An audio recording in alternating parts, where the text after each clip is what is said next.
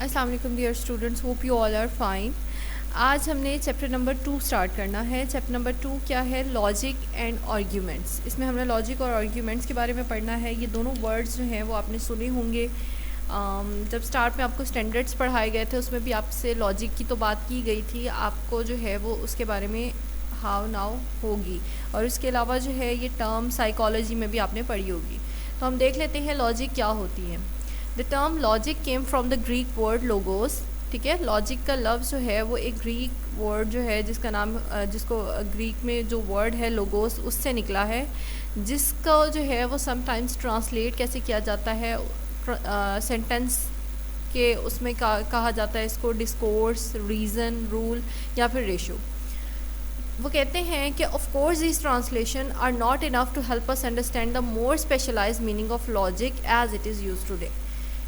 बेशक जो है वो आजकल जो लॉजिक जिस का वर्ड जिस चीज़ के लिए यूज़ होता है उसको जो है ये प्रॉपरली डिफ़ाइन नहीं करता, ये उसको प्रॉपरली ट्रांसलेट नहीं करता। तो वो कहते हैं कि लॉजिक होती क्या है, व्हाट इज़ लॉजिक। अगर ब्रीफली आपको बताया जाए तो लॉजिक की डेफिनेशन जो है वो ये है कि वो might define logic as the study of the principles of correct reasoning. Logic क्या है? ये study of principle of correct reasoning है। ये आपने लॉजिक की डेफिनेशन कर लेनी है, logic as the study of the principles of correct reasoning. But ये भी एक रफ डेफिनेशन है। क्यों? क्योंकि लॉजिक को जो है वो हम प्रॉपरली डिफ़ाइन करना एक बहुत ज़्यादा कंट्रोवर्शियल मैटर हो जाता है। दैट इज़ वाई लॉजिक की कोई प्रॉपर डेफिनेशन को नहीं है जिसको आप डिफ़ाइन कर सकें। बट आपने जो है वो ये वाली डेफिनेशन कर लेनी है जो आपके नोट्स में उन्होंने दी हुई है कि लॉजिक क्या है। लॉजिक जो है वो study of principles of correct reasoning है। उसके बाद वो कहते हैं this is a rough definition because how logic should be properly defined is actually quite a controversial matter. However, for the purpose of this tour, we thought it would be useful to give you at least some rough ideas as to the subject matter that you will be studying. So this is what we shall try to do on this page. वो कहते हैं कि अगरचे जो logic है उसको define करना एक कंट्रोवर्शियल मैटर आ जाता है, बट फिर भी आपको ये रफ डेफिनेशन इसलिए दी गई है ताकि आपको आइडिया हो जाए कि लॉजिक होती क्या है। ठीक है, उसके बाद दूसरी बात वो ये कहते हैं कि one thing you should note about this definition is that logic is concerned with the principles of correct reasoning। क्या आपको इस डेफिनेशन से पता चला होगा कि लॉजिक और जो करेक्ट रीजनिंग है के प्रिंसिपल्स हैं इनका आपस में कोई ताल्लुक है और बहुत गहरा ताल्लुक है।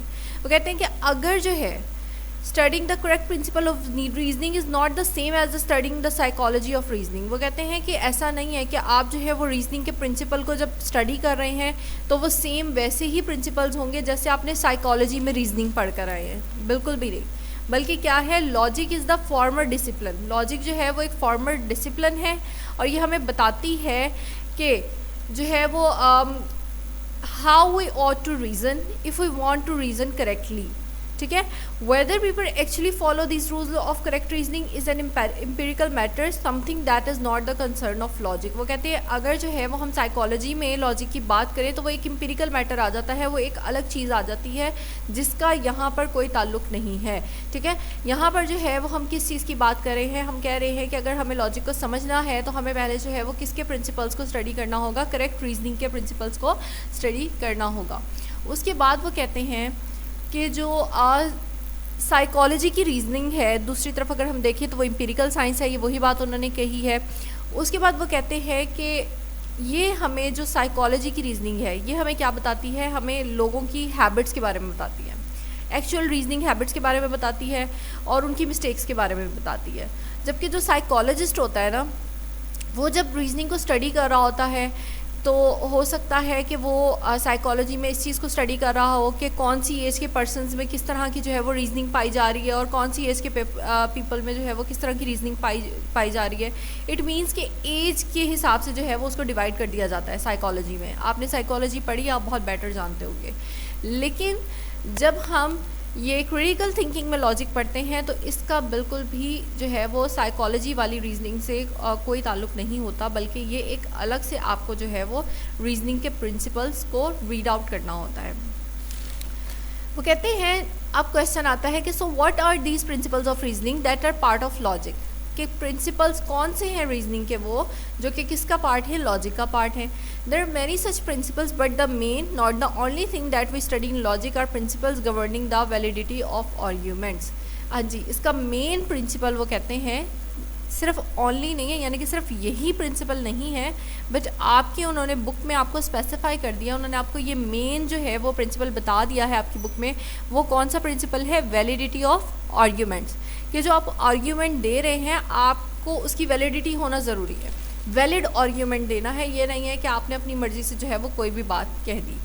ठीक है, अब उन्होंने नीचे आपको 3-4 किस्म की एग्जांपल्स दी हुई हैं, उसमें से एक एग्जांपल हम रीड आउट कर लेते हैं कि किसी ने अब सबसे पहले आर्ग्यूमेंट दिया, if Tom is a philosopher then Tom is poor. अगर जो है वो टॉम फिलोसफर है तो टॉम जो है वो क्या है, गरीब है।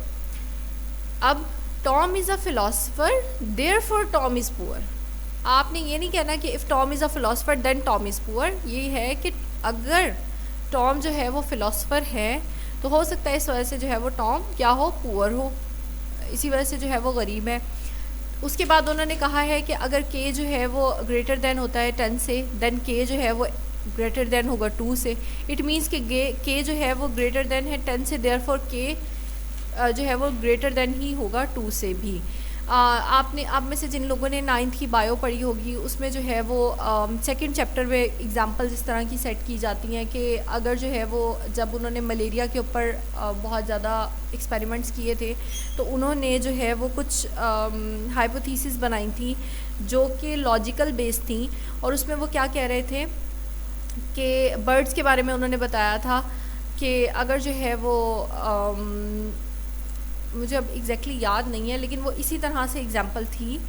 तो इसमें भी वही उन्होंने बताया है कि कहते हैं कि अगर जो है वो टॉम फिलोसोफर है तो इसका मतलब ये है कि टॉम जो है वो गरीब होगा।